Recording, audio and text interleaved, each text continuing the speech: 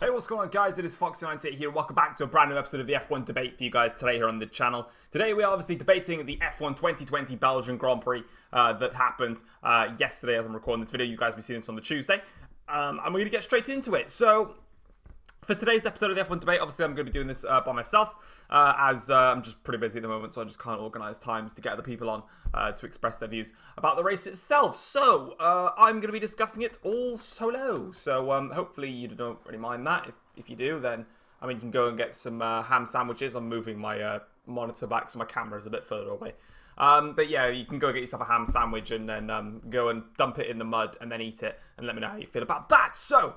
The Belgian Grand Prix then. As the title of this video is going to say, well, I've got two titles in mind. I've either got the top three killed the race, or Spa was overhyped. And I'm probably going to go with Spa is overhyped. So for this Grand Prix, initially I said it was an absolute snooze fest and was just really, really boring.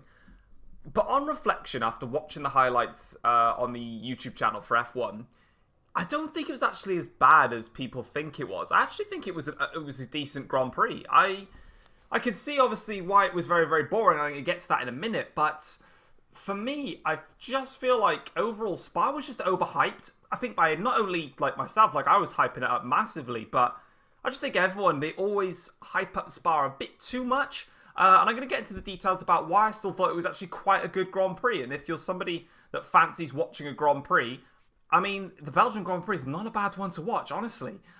So let's get straight into it then and talk through it. So, obviously, the top 10, or the race result is as follows. So it was a Mercedes 1-2 for, I only think the second time, actually, this season Mercedes have got a 1-2 finish, surprisingly. Hamilton leading home Valtteri Bottas ahead of Max Verstappen. Daniel Ricciardo finishing in P4 ahead of his teammate Ocon in P5.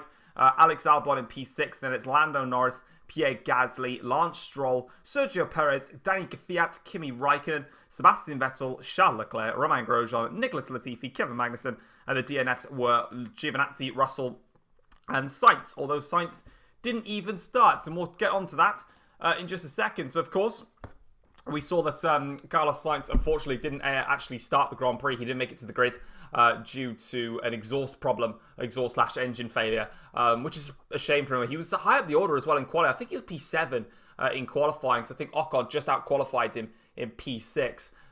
So a bit of a shame there for Sainz that he wasn't able to get into the Grand Prix. And it's really cost McLaren actually quite dearly for just crucial amounts of points that they potentially could have got. I mean, I think they outscored Racing Point nonetheless. So Norris got P7, so that's going to give him 6 points. And then Stroll and Perez gets 2 and 1. So overall, McLaren outscored Racing Point by only 3 points. But that does actually put them in front of Racing Point now by 2 points. They're on 68 points and then Racing Point are on 66. But you know, if Sainz was there and Sainz was having a good weekend, probably a better weekend than Norris was, you never know what could have happened. And maybe McLaren could have, you know, boosted that up. But we'll talk about the championships, obviously, in just a minute. But so yeah, qualifying, obviously, not very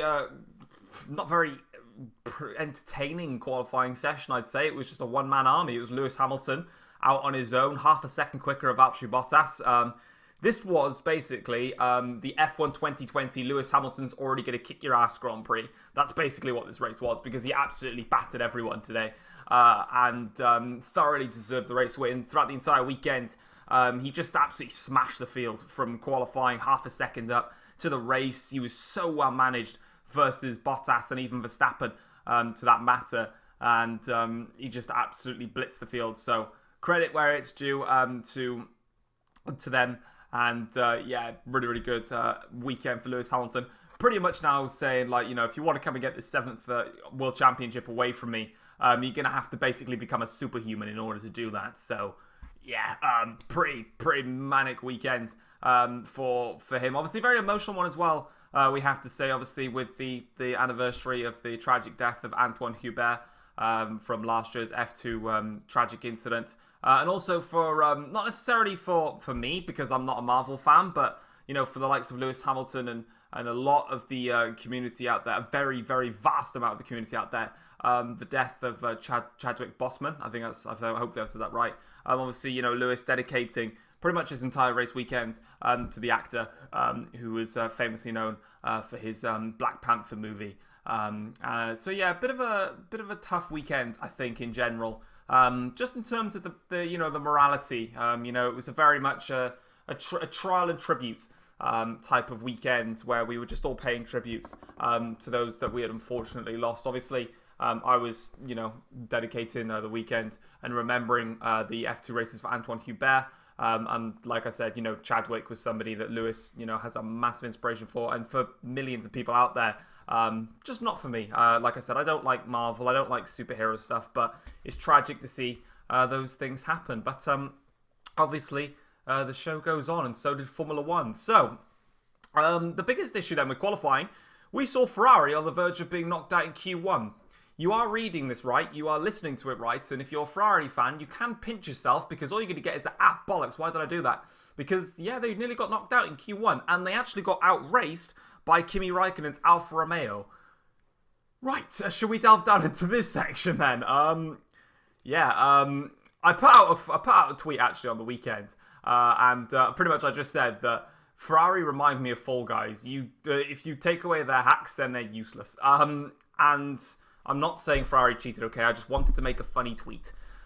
It's clear that the engine regulation, whatever it was, whatever the settlement was, whatever the agreement that they came up with, it's very, very clear that Ferrari have now lost well over a second's worth of straight line speed performance per lap at tracks. We saw, not even Lewis Hamilton in his pole lap this year was quicker than the Ferrari of Charles Leclerc last season. And that's something to actually delve into.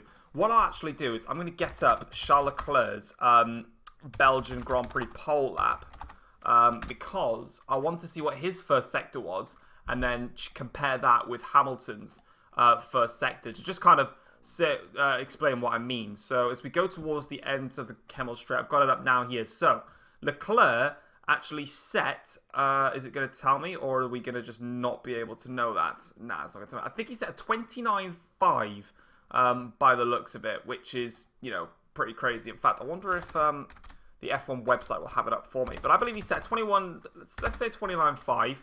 I could be wrong. Lewis Hamilton, no one got into the 29s throughout the entirety of qualifying in the first sector anyway. Unless, maybe the Renaults might have potentially done it, but I don't believe so. So let's go and have a look then at the...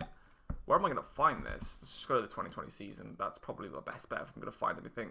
Give me qualifying. That'd be wonderful. It's not really going to tell me. It's not going to give me his breakdown sector to sector. That's annoying. I wish it kind of did. But I mean, Hamilton set a 141.2, which is a ridiculous qualifying time. Pole last year, I think, was a 142.3 by Charles Leclerc. And Hamilton was 1.1 seconds quicker than that from last year. Compare, though, to Charles Leclerc's lap this year, his best lap was a 142.9, so he was 0.6 of a second slower than last year's performance, which just goes to show how poor Ferrari have come. In terms of their actual middle sector pace, they were actually quicker than last year. They were quicker in the middle sector. They just had no pace in the first and final sector, and it's clear to see why. Whatever they had with that engine agreement, it's quite clear that it was something that they had to change. And now they've got an engine which is absolutely dreadful. Kind of reminds me of the 2014 power unit, where the 2014 Ferrari power unit was by far the worst. And what we're seeing right now is Ferrari have got the worst power unit on the grid. There's no question about it. The Hondas were breezing past them. The Renaults were breezing past them. The Mercedes-Benz were breezing past them. Granted, of course, Russell... the Alphas, the Hasses, and the Williams cars, they don't have a good chassis at all, and aero. Ferrari at least have some slightly better chassis and aero, but they were still really, really poor. And Ferrari just didn't really know what to do with the weekend. They were struggling in a straight line, as we saw. They trimmed that down so much to try and get something out of that, but then they were over 1.1 seconds slower in the middle sector alone versus their competitors. And then they set the car up to tailor a little bit more towards some wet weather for the race on Sunday, and there was no wet weather, so they got absolutely stuffed. And, I mean, if we were worried that they were going to get knocked out in Q1 here at Belgium, at Spa-Francorchamps, the middle sector isn't exactly... It's not really as technical as Spa-Francorchamps, so we might actually see Ferrari get knocked out in Q1 at Belgium, at Monza. And the biggest thing around Monza is, here at Belgium, you've got a bit of a setup choice that you've got to make. In Belgium, you've got to try and balance Sector 1 and 3, which is just top-end high speed, versus Sector 2, which is very, very tight and technical, and you need the downforce through there. We saw Mercedes, they had much bigger wings compared to like the Red Bulls and the Renaults, etc. And that's why they were over like 6-7 tenths of a second quicker in that middle sector, because they just had so much middle sector pace. And we saw the likes of Renault were maxing out in Sector 1 and were like 6 tenths quicker than the Mercs, but they lose all of that and more in the middle sector alone. So it's a balance of that. But at Monza, everyone is going to be going with a super skinny rear wing. This is a Monza spec wing now. And everyone is going to be going for flat out top end speed. And that's where we're going to really see Ferrari struggle unless something happens. But I just can't see it happening, unfortunately. It was just a dreadful weekend for them. And they spent a total of 5 laps in the top 10. That is it. Charles Leclerc in the opening 5 laps was running in the top 10. He had a great start, actually, from P12 or P13. Technically P12 because Sainz didn't actually get going. Got it to P8. And then as soon as that DRS was enabled and the race had settled down, see you later, you get knocked all the way back. So yeah, pretty awful for them. The race then itself, that was pretty much just overhyped. And as I said that at the start of the video. So I'm going to explain a bit what I mean by the race was overhyped. And then sort of, build on from there. So obviously, I'm going to move the camera down just a little tad. There we go. So obviously, the Belgian Grand Prix, we know, it's an absolutely brilliant Formula 1 circuit. It's high speed, it's technical, it's got some of those iconic corners on the calendar. But the problem is everyone expects Belgium to be an absolute fest of just brilliant Grand Prix racing. And the truth of the matter is, you're not always going to get brilliant Grand Prix racing, no matter what circuit you go to. You can go to Silverstone, you can go to Belgium, you can go to Monza, you can go to all these circuits designed to really allow drivers to overtake, plenty of opportunities to do that, but you're never going to get constantly brilliant races. Let's take Azerbaijan, for example. We had phenomenal race in 2017 and 2018, absolutely memorable. They were non-stop action, it was fantastic, and we loved it. And then in 2019, it was hyped so much because of the previous 2 years that when it wasn't quite as good, still was alright, but when it wasn't quite as good, you just get slapped in the face then, and you say F1's boring and everything. So to be honest, it's just one of those things that happens. It wasn't the best Grand Prix in the world. But like I said, on rewatch and re-review, it was actually, like I said, it was a better race than people thought. We go to the Spanish Grand Prix. The Spanish Grand Prix, I recorded the F1 debate video on the same evening as the Spanish Grand Prix. And it was incredibly boring. It was terrible. And nothing happened. And it was just dreadful.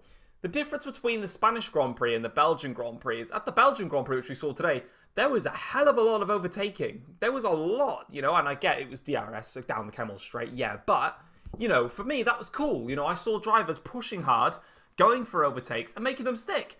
And I want to say a massive thank you to Pierre Gasly and to Sergio Perez for putting on some overtakes, especially for us, especially Pierre Gasly. I want to put this out here right now. I know Hamilton had an absolutely dominant weekend. I know Bottas, well, actually, let's not talk about Bottas, shall we? Verstappen had a Red Bull weekend. Ricciardo and Ocon had great weekends. But for me, driver of the day, and obviously he got driver of the day, was Pierre Gasly. That man is, for me, and I tweeted this out, is by far one of the contenders for driver of the season.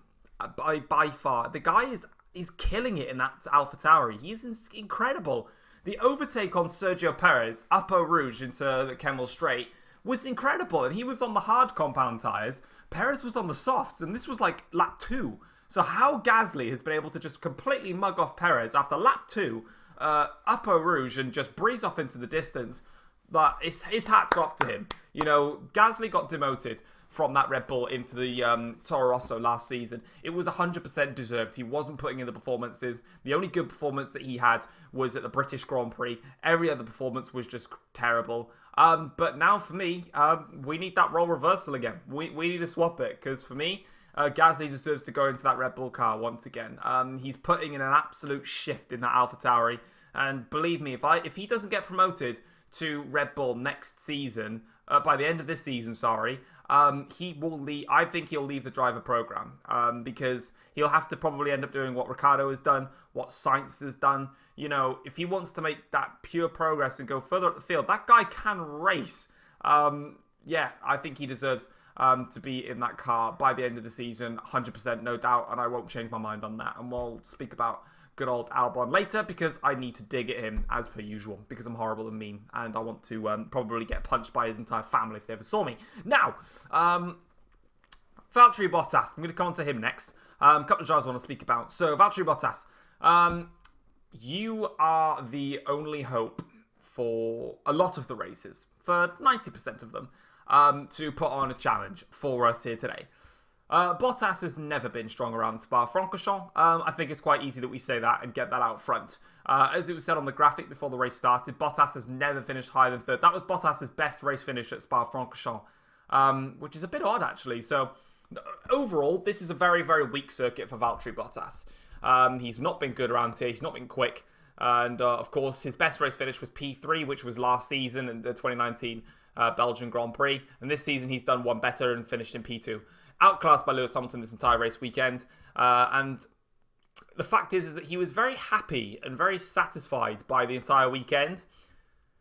I don't know why you would be. You've been absolutely trumped. I mean, for the team, that's the perfect weekend. You know, Mercedes-Benz getting that 1-2 finish, but you just got absolutely battered by Lewis Hamilton. And I don't really know why you could be so satisfied. For me, you know, Martin Brundle put it very, very abruptly in commentary, and I was happy that he said it. You know, he was saying, you know, Valtteri Bottas, come on, get on the back of Lewis Hamilton, give us a race. Because unfortunately, at the moment, the only way that we're going to get a race at the front is if Bottas can challenge Hamilton, if Bottas outqualifies Lewis and Lewis is trying to chase him down, or if Verstappen's car is quicker than the Mercedes-Benz throughout the entirety of the weekend.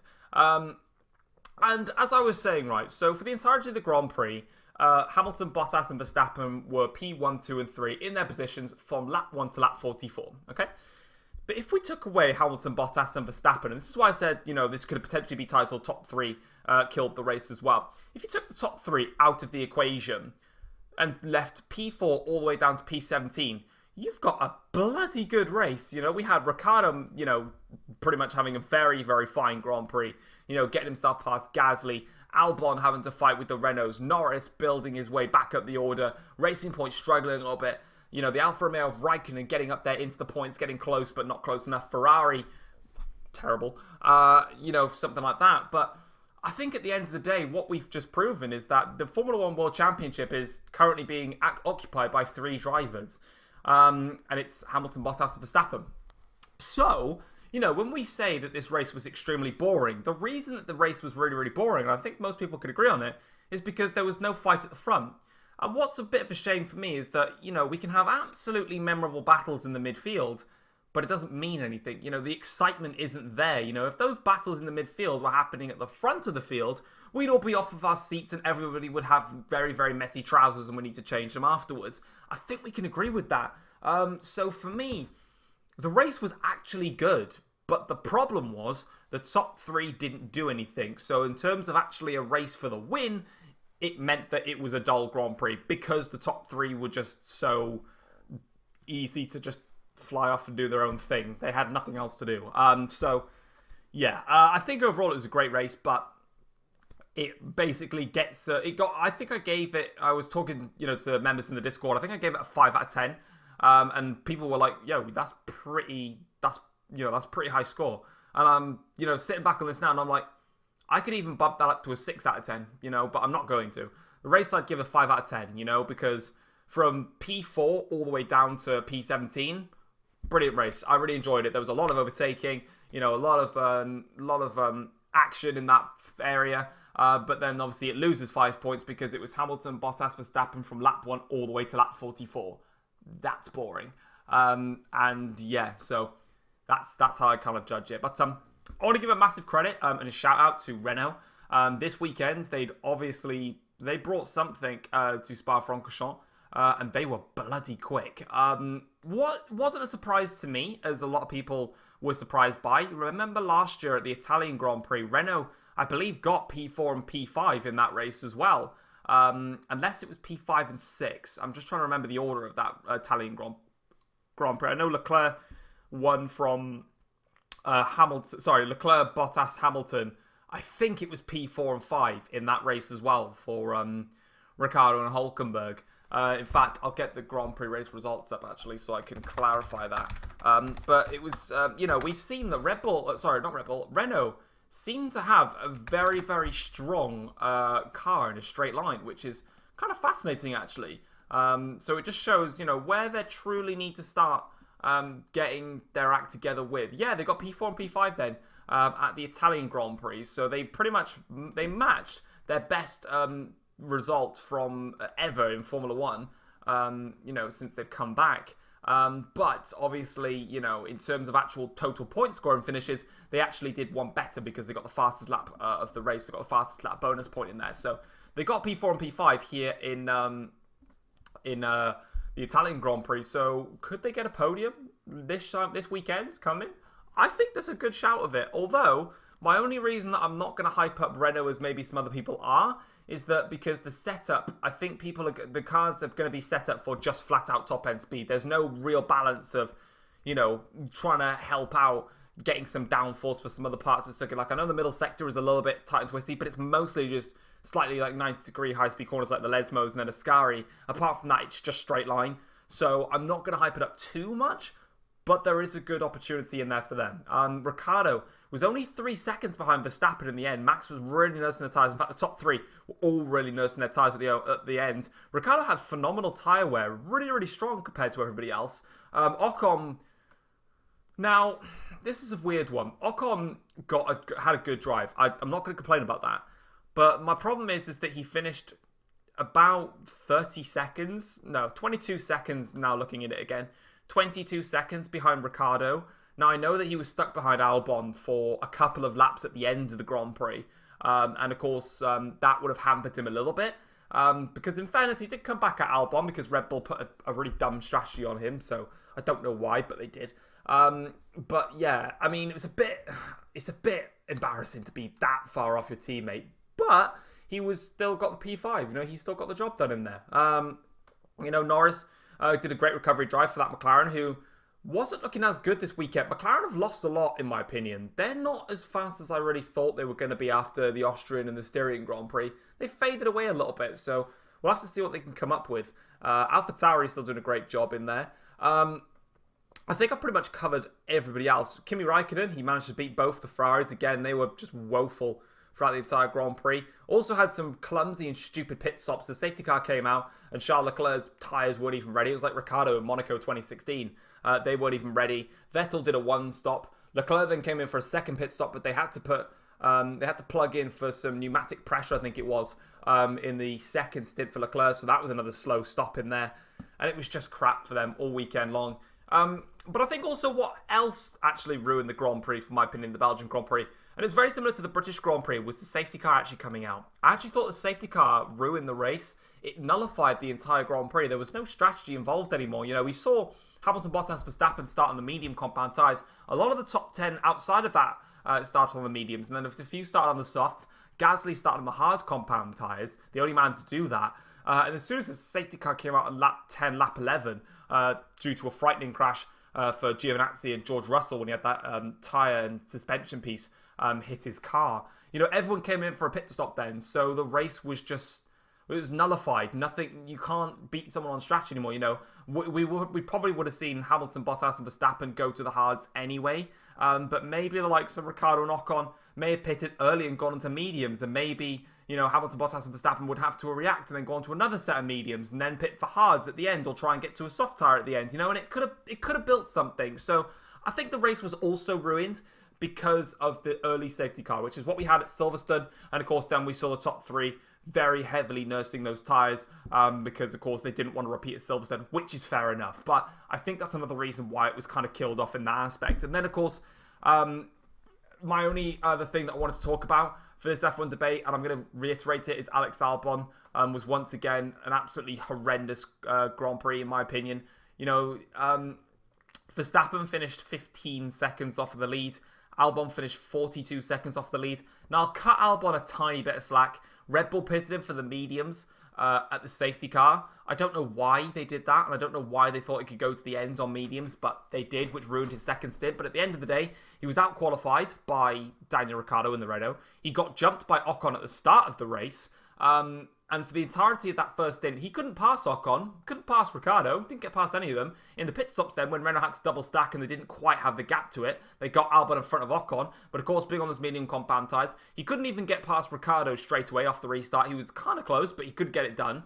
Ricciardo then got off into the distance. Ricciardo finished a good 24 seconds clear of Albon. Ocon obviously passed him. Again, Albon's tyres did go off at the end. But at the end of the day, you know, Lewis Hamilton actually put out a very, very interesting interview. And he was saying that, you know, I actually liked it. I'm going to get it up now. Obviously, I can't. I could play it through, actually, for you guys. So you could listen through to it. But Lewis Hamilton put a very interesting interview out talking about how Albon, basically, he wasn't directly saying Albon, but he was saying that, you know, Red Bull are there, but both drivers aren't. Here it is now. I'll play it for you guys. Let me turn on my desktop audio here for you guys and let's see if it'll actually play. So here we go. This is what he had to say about it. Well, what you got to look at with the Red Bulls, I think they've got a very good car, and I think, you know, people downplay it, but they've got a very, very strong car, and Max is doing a great job with it. Unfortunately, both drivers aren't there, like me and Valtteri are there. That makes it harder for them. You know, I've experienced it many years ago when I was at McLaren, and I was the driver that was always at the front and didn't have a teammate backing up, so you equally don't get the construction. Now, the only thing I'm going to say about this is when he talks about McLaren and he didn't have any teammates, you know, we're talking about Heikki Kovalainen, really, because Alonso was there, he tied on points with him.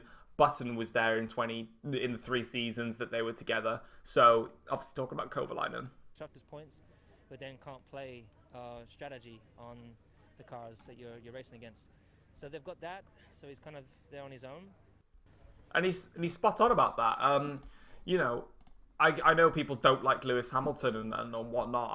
I support Lewis Hamilton, and I have done since he started. But he's spot on. You know, the Red Bull do have a good car, but because Albon is never at the front, unless there's a safety car and Hamilton smashes him off in the first place, Albon's never at the front. So it's always a one-man fight. Verstappen versus the 2 Mercedes cars. And when he's saying like him and Valtteri, it's true because, you know, Hamilton had a dreadful Austrian Grand Prix the very first round of the season. Who was there? Bottas was. Now, granted, Bottas is clearly showcasing that he's just not good enough, is he, in the Mercedes car? Let's face it. But if Mercedes get the Constructors' Championship, who cares, really? You know, as long as he's doing the job for the Constructors, you know, it's up to him to improve for the Drivers' Championship. You know, as long as Mercedes can get that Drivers' Championship with any of those cars, the Constructors is also just as important for Mercedes-Benz. So, you know, there's that. And in terms of, like he says, the strategy game, they can't play that against Mercedes because Max can do something with strategy. Fine, we'll just respond with Valtteri. Lewis, you can go do your own thing, carry on. So, you know, I think he's got it absolutely spot on there. And I believe most of the comments are probably going to be about... shade on Albon, fully deserved based on this season, to be fair. He should fill for Valtteri, but man, it's true. And Savage, lol. I agree with Lewis. Lewis is right. Jensen was slow. Okay, that guy's just an idiot. Damn, both drivers aren't there. He need a good wingman. No lies detected. There's something I actually agree with Hamilton on. And it's true. He's not got a teammate in there that can help fight. You know, and when Hamilton doesn't have the best weekends, you know, Valtteri is there. You know, Lewis had a bad qualifying at Silverstone. Bottas was there. You know, we go back to 2019. I know, you know, like I said, I don't want to defend Bottas heavily because I don't think he deserves as much defending. But 2019, you know, whenever Lewis doesn't have a great weekend, Valtteri is there. Russian Grand Prix 2017, Bottas' first win. Hamilton had a terrible weekend. Wasn't happy with the car. Bottas won. Austrian Grand Prix, Hamilton had penalties. Bottas won. Abu Dhabi, fair fight. Bottas won. USA 2019, off the top of my head, Bottas won. Hamilton, you know, had a bad qualifying. He made it up, but Bottas won. You know, Japan 2019 wasn't... Well, Hamilton had a decent race weekend, but Bottas was there, won the Grand Prix.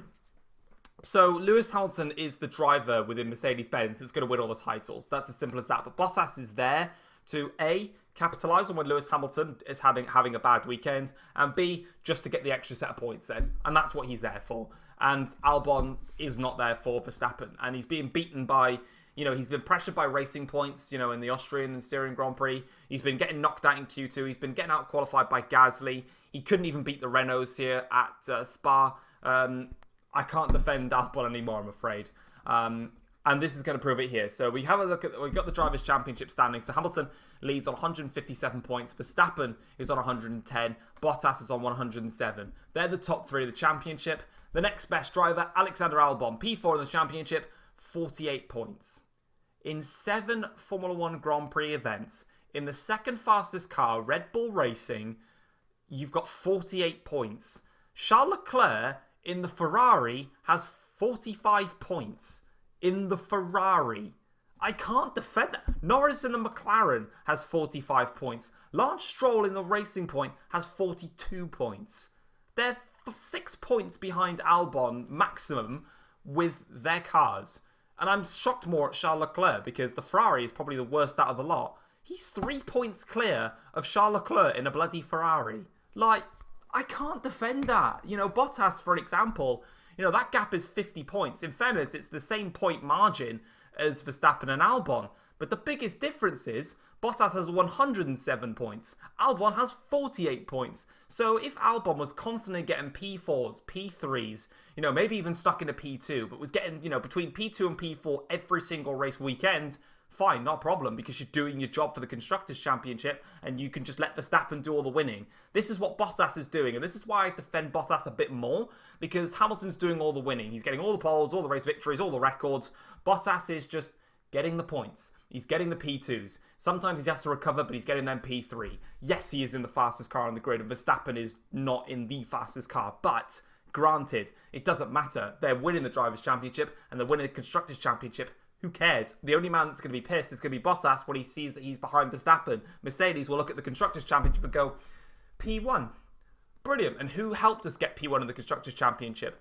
Lewis Hamilton, Valtteri Bottas. So I can't defend that anymore. But that is going to be it then for the F1 debate. And also the Constructors' Championship. I mean, it's a 2-course race. Mercedes are on 264 points. Red Bull are on 158. Next up is McLaren, 68 points. Then it's Racing Point on 66, Ferrari on 61, and Renault on 59. That's getting very, very close. I do expect Renault to leapfrog Ferrari, though, very, very soon. But that is it for the F1 debate here for the Belgian Grand Prix. Hope you guys have enjoyed it. If you have, feel free to drop it a like. Subscribe to the channel if you're new around here as well. Next time, I'll be reviewing the Italian Grand Prix. That should be hopefully a lot of fun. And then the following F1 race, I don't believe I'll be able to do an F1 debate video on Mugello, as I'm going away at some point in September. So we'll have to wait and see. But I'll definitely be reviewing the Italian Grand Prix next week. So thank you very much for watching. Peace.